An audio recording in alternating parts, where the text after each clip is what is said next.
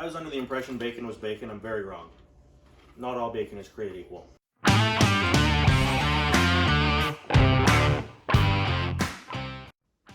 What's up? Welcome back to another episode of Barry's Barbecue. In today's episode, what could this be? Is this an entire pork belly? You bet it is. What are these ingredients on the side for? Probably to make it into delicious bacon, right? So we're not just gonna do, hey, let's see if we can make bacon. I'm gonna show you a delicious bacon recipe, but then we're gonna compare it side by side to store-bought bacon.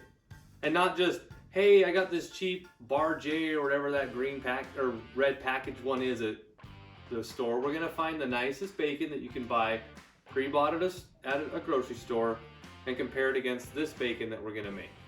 Okay, so let's get to that part, how we're gonna make it. Remember, I'll put the step-by-step instructions in the description of the video so you can follow that along as well. But first off, we're gonna add somewhere between a half a cup and 2/3 of a cup of salt. Then we're gonna add the same amount of brown sugar. And then we have a couple of liquids we're gonna add. One you've probably heard of, which is super awesome. It's called maple syrup, duh.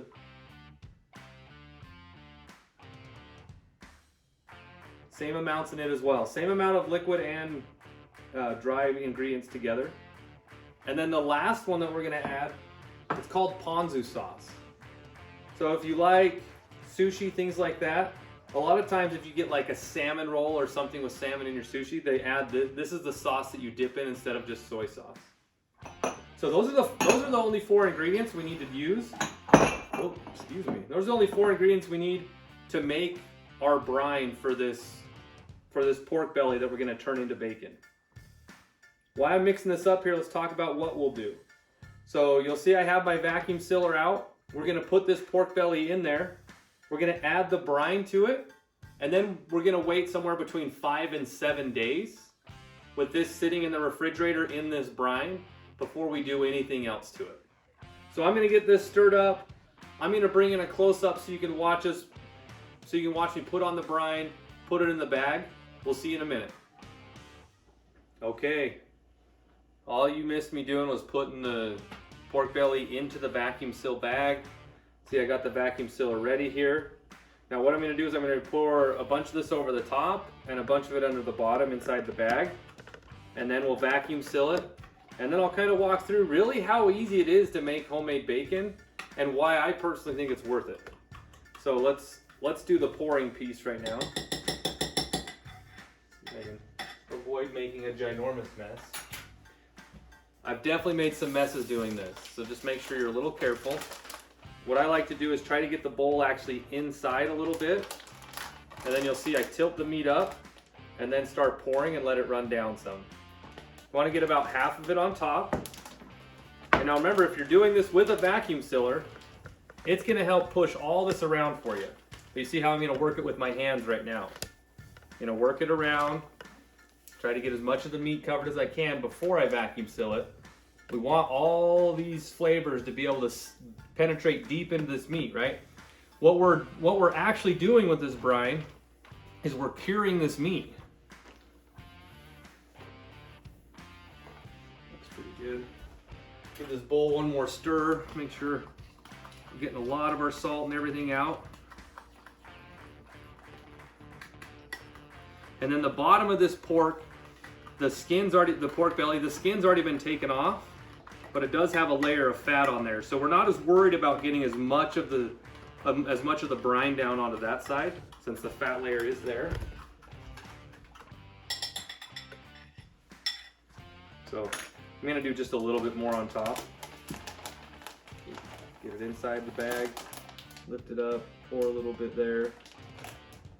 And then this is where it starts to get a little bit tricky, because now I don't want any of it coming back out before I put it into the vacuum sealer.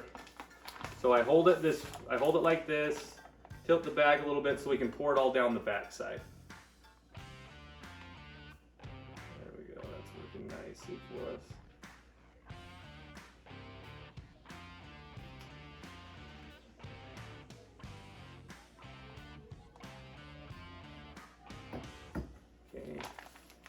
Now we're gonna work it around on the back side so we can get all of the brine set up over there as well. We will lay it down nice and slow. Make sure we push everything back to where we want it. And now remember, there's going to actually be some more moisture come out of this meat that will actually help stir everything around for us as well while it's curing. Okay, so now we go over to the vacuum sealer, and this is the part that can be a little scary and a little messy sometimes. We put it in, remember it's going to create a vacuum that's going to pull all the air out, but sometimes it wants to pull out some of this liquid as well.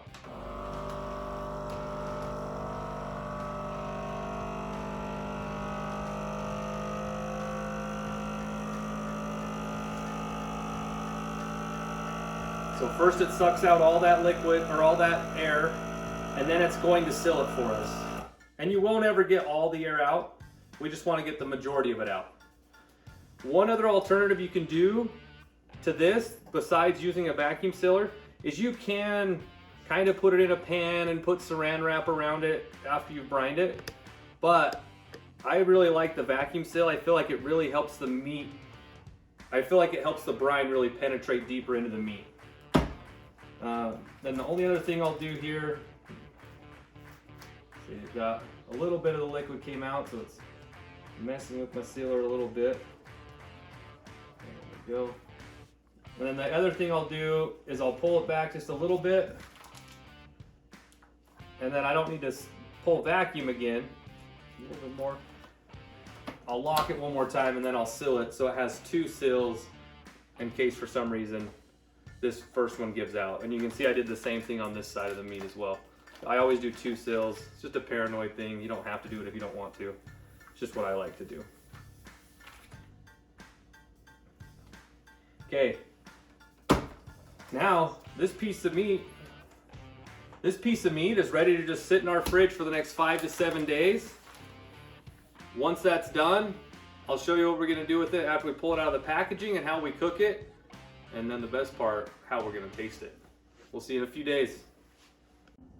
Hot dog, that was a long 5 or 6 days, but she's all rested up, ready to roll. You can see I still have it in the vacuum seal. You can actually see how much the color changed. All we're gonna do now is we're gonna cut a hole in this, drain it out. I'm gonna wash it off with just regular cold water. If you don't wash it, what happens is the bacon comes out really, really salty. Remember, we used like almost 2/3 of a cup of salt on this. We gotta wash that off or the whole thing's gonna be extremely salty. I'll show you what it looks like in a second. All right, we're back. I got it taken out of the vacuum sealed bag. I got it washed off. Once again, you gotta wash it off. A lot of people, when they try to make homemade bacon, a lot of the comments I always see is like, oh, it came back so salty, it was disgusting. Because they forgot to wash it off. You have to wash it with good cold water. And then, all right, we're gonna put her on. I forgot to tell you guys, we're gonna be cooking at 225 the entire cook today. I have my probe in here. We're gonna pull the bacon off when it reaches 155 degrees. Let's put it, I'm gonna open it up. We're gonna put it on quick. Almost lost her there. Just set it there, fat side down to help protect it during the cook. We'll see it in a few hours. It should take anywhere from 3 to 5 hours, somewhere in there. All right, we're back. It's been about 2.5 hours for it to come up to the 200 or 155 degrees, not 255. We don't want it all burnt.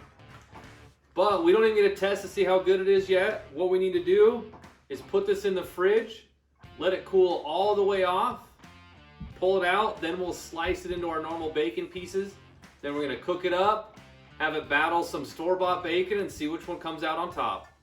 Y'all, bacon's been getting nice and cooled off in the fridge. It's been in the refrigerator for about 3-4 hours now. So now's the moment of truth. We're gonna cut into it, start making those good slices of bacon, but then we gotta have something to compare it to. So I have your cheapest store-bought bacon you can buy, the old Bar S. And then this is the most expensive one I could find at the grocery store nearest me. Just so you kind of know cost on these. This is around 31 cents an ounce. This is around 45 cents an ounce. And this, after it was cooked, I just weighed it, it's right around 11 pounds. You're sitting right at 19.5 cents an ounce for this. So can we accomplish multiple things today? Can we make a better bacon than you can buy in the store? And can we save ourselves some money? Get us some slices cut up here. Yeah, look how beautiful that looks. So I'm gonna do a little thicker, probably kind of matching this one a little bit, not as thin as that one. Here's the homemade bacon. Remember, 19.5 cents an ounce, 45 cents an ounce, 32 cents an ounce. So even if we add our other ingredients on here, because we did use some sugar, syrup, Ponzu sauce, salt, and brown sugar, where these ones are already there. So even if we add another 10 cents to that, we're still sitting 5 cents cheaper than the cheapest one you can get. And look at this. Look at how beautiful that looks.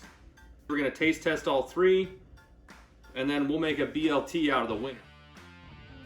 Awesome, we're back. They finally got finished cooking on the smoker. It took about 20 minutes for the thinner pieces, around 40 minutes for the thicker ones at 350. We're gonna start with the smaller ones, we'll work our way up, and then the winning one of these, we'll make a BLT out of and see if we can make a BLT taste better than you've ever had before. But let's start with, just grab a piece of this. Also, duh, this is Brett. He's a subscriber of ours. He's gonna give us some great feedback as well. That's some delicious bacon. It tastes like bacon. It's crunchy enough for sure. Not too crunchy. Crunch is important. That one is pretty good. Let's go to number 2 as well. Let's see. I'm gonna do 2 of number 2. I like the texture of that one. It's more consistently crispy throughout. Yeah. Very, very good. I like that one a little bit better too. It's a little bit easier to, did you notice the second one is a little bit thicker than the first one, so it makes it a little bit easier to get. And now let's try number 3 and see what we think.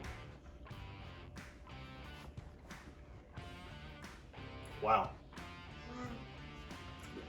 That's like super different, guys. Very different. It's thicker, it's softer, but still crispy. I'm gonna have to have a second piece of that one. Try that one, or that one too. Do both. I was under the impression bacon was bacon. I'm very wrong. Not all bacon is created equal. Man.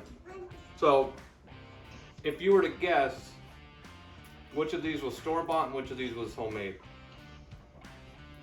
Well, this is like every bacon I've ever had. Texture is the same, taste is the same, and so I'm going to assume this has got to be store-bought. That one, I've never had anything like that before, so I'm going to assume that one is homemade. Are 2 of them homemade? Just one. Just one? Yep. I'm going to guess that one's homemade. I may be wrong, but that one was also very good. They're all good. It's bacon. You can't go wrong with bacon. You nailed it. So this one, this is the cheapest bacon you can buy. You know that red package, the Bar J? That's the cheapest package you can buy? Like you said, it's still delicious. This is the most expensive bacon you can buy at the grocery store. Difference in price is around 12 to 14 cents an ounce on these two. And then he got it right. This one, I'm gonna cut up a little bit more of this. This one is the homemade one. This is the one that we spent the 6 days curing. But guys, remember, the price of this is less than 20 cents an ounce. And tastes literally like nothing you've ever had in bacon before. We'll get the other taste testers in here as well so they can give us their opinions on it. All right, guys, why don't you try that one out and see what you think? Oh my gosh, that's so freaking good. So which part of it is so freaking good? Well, the crispiness on that, like, a normal bacon is good crispy, but that crispiness is like a, I can't describe it, but it's like pops in your mouth and the juice is just. I like the crust and like it's in between soft and hard, but it's not too hard or not too soft. Yeah, you get a good crisp on the outside, but it's still so soft and juicy on the inside, huh? Why don't you guys try a couple of the other pieces, the thinner ones, and see what you think of the store stuff. I mean, it's good, it's just nothing compared to the other one. You don't get so much of the crisp. So if you were gonna make a sandwich, you would make it out of the thicker bacon? Yeah, I don't get as much flavor. Not as much flavor? Cool. Perfect. Thanks, you guys. All right, you ready for the fastest assembly of the best sandwich you've ever had? Maybe not the fastest, but I mean, it's 3 or 4 ingredients. So I like mayonnaise a lot. If that's too much, you tell me. Mayonnaise? I mean, from where, however you say it, from where you're from. I could see if the abbreviation was, hey, do you want some man on this? No, we don't say man, we say mayo. There's a y in there. Mayonnaise. So well, actually, why don't you guys leave a comment why don't you leave a comment down below? Do you say mayonnaise or however he says it? I am totally fine switching to mayonnaise if the abbreviation is man. Right now, if we can come to some sort of agreement. Hey, want some man and ketchup on that? I'm gonna start saying it that way. It's faster. Do you like lettuce a lot or a little? I like lettuce. I didn't know there was actual levels of how much someone liked lettuce. Oh yeah. I thought it was an all or nothing type of thing. And then we do have to trim the edges to get these to fit how we want them to on our sandwich. I see you went with the Texas toast. You don't mess around. You gotta, that's a good point. You do need to get a good chunk of bread. We spent 6 days making our bacon. Don't go and buy the cheapest piece of bread you can find. You saved all the money on making your own bacon. You may as well spend it on a little bit better piece of bread. And you went with the name brand man, which is important. Yeah, the mayonnaise, it's so good. What was that, like a minute and a half to make a sandwich? It's fast. While someone was talking to me, that's not easy to do. I'm impressed, I'm not gonna lie. Okay, so now we'll see, does it really make a BLT better to have better bacon as well?